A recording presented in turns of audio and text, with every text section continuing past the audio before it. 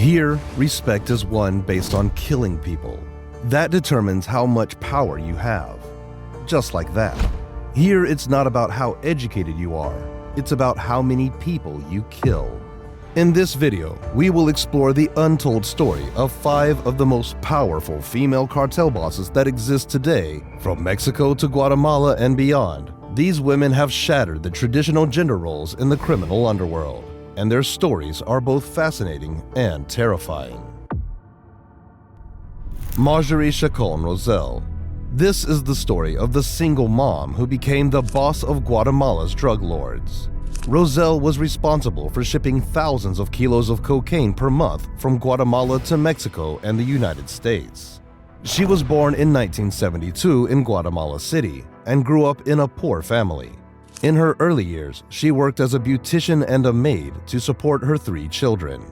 In the late 1990s, Rosell became involved in the drug trade and started working as a money launderer for several drug cartels. She used her beauty salon as a front for her illegal activities and quickly rose through the ranks of the drug world due to her shrewd business skills and connections.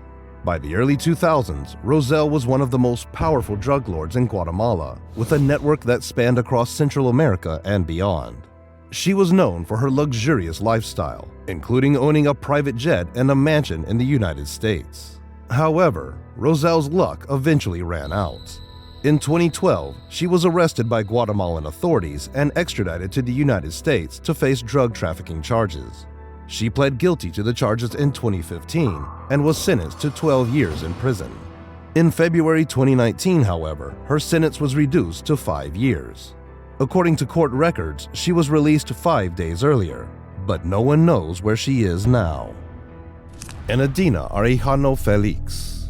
Enadina is a Mexican drug lord who is the sister of the former leaders of the Tijuana Cartel in Mexico.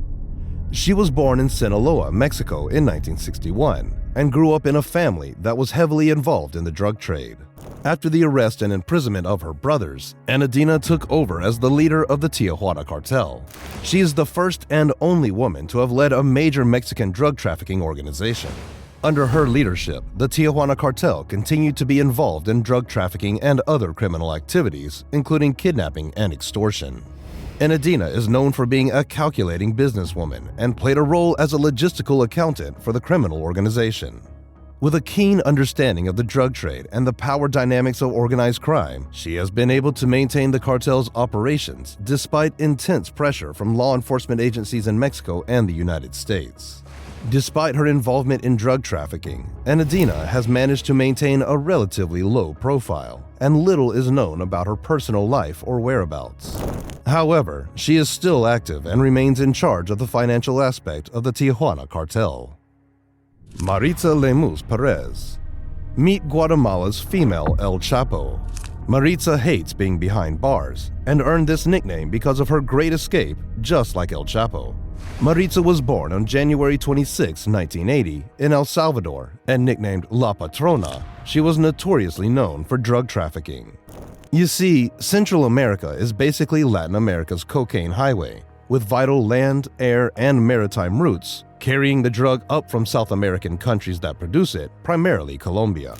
Every day, dozens of huge container trucks are lined up, waiting to cross the border south into El Salvador.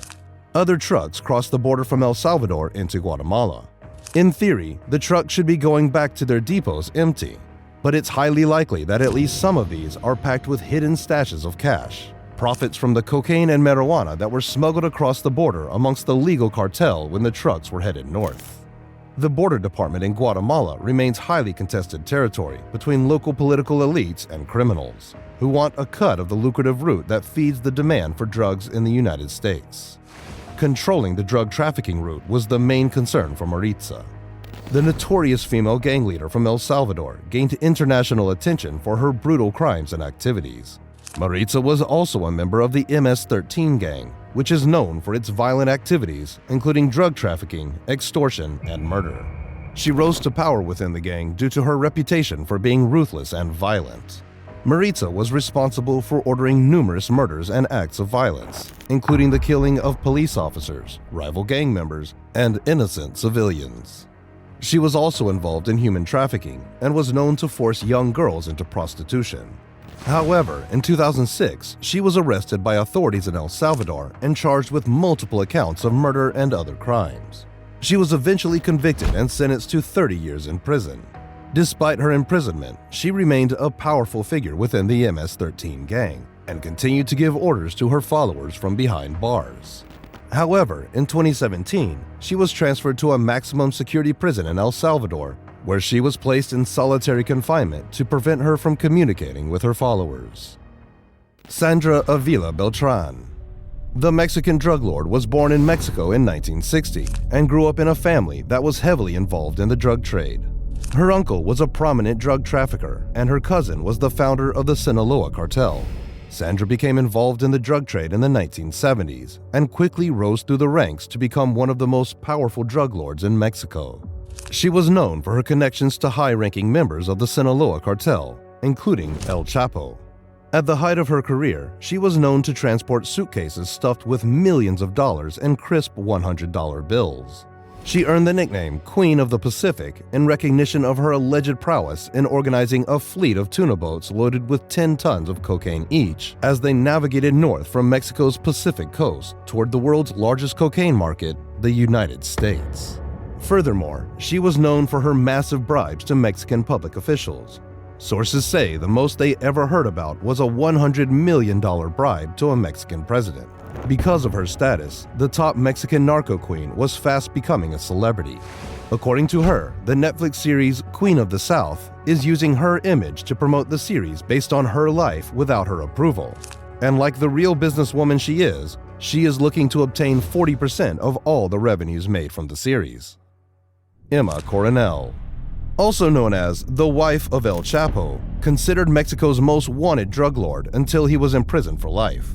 Coronel first met El Chapo when she was just 17 years old during a beauty contest in Mexico where he was a judge. They eventually married in 2007 on Coronel's 18th birthday in a lavish ceremony in the high-security prison where El Chapo was being held at the time. Coronel first learned to fire a gun when her husband was extradited from Mexico to face drug trafficking charges that would eventually put him away for life. With El Chapo taken out of Mexico's criminal landscape for good, Coronel feared for her life and felt like she needed to learn how to protect herself. Eventually, Coronel pleaded guilty to charges that she was aware of multi-ton drug shipments and involved in El Chapo's business. The former beauty queen was found guilty of conspiring to smuggle well over 450 kilos of cocaine, along with heroin and more than 90,000 kilos of marijuana. She also controlled commercial and residential properties owned by El Chapo in Mexico and derived income from them by renting them.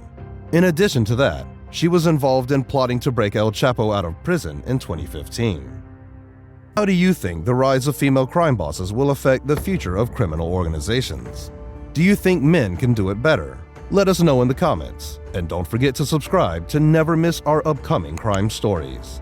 Until then, see ya.